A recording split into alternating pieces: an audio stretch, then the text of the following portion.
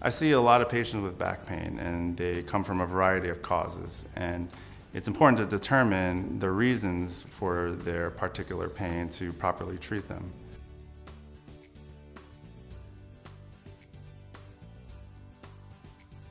The most common area of the spine that's affected is the low back, naturally, because that's where most of the weight and strain of the body is. A sprain of the back is inflammation or damage to the ligaments that connect the bones in the spine. A strain is usually talking about the tendons or muscles that support the spine. Sprains and strains often result as a form of overuse injury, whether there's excessive stretching, exercising, or improperly lifting too heavy of a weight.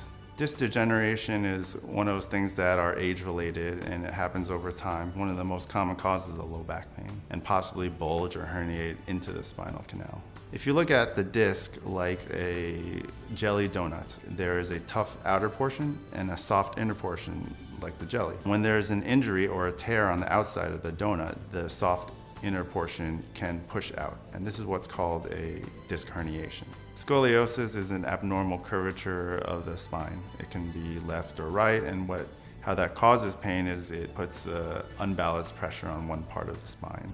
Another condition of the spine that we sometimes see causing back pain is spondylolisthesis. Spondylolisthesis is usually as a result of the degenerative process in the disc and the joints in the spine. However, it can also be caused through a traumatic injury. Another condition in the spine that can cause pain is spinal stenosis, which is a narrowing of the canal where the spinal cord and nerves are. And this can be caused through degenerative changes of the joints and the discs, or it could be from an acute disc herniation, and this can degenerate just like any other joint in the body. The most common traumatic injuries that lead to back pain are car accidents, slip and fall accidents, exercise or gym injuries, sometimes something as simple as picking up a baby or just a comb from the floor. There are certain conditions not spine related that can cause back pain that may need to be explored, including kidney stones, problems with the pancreas, and sometimes even heart attacks.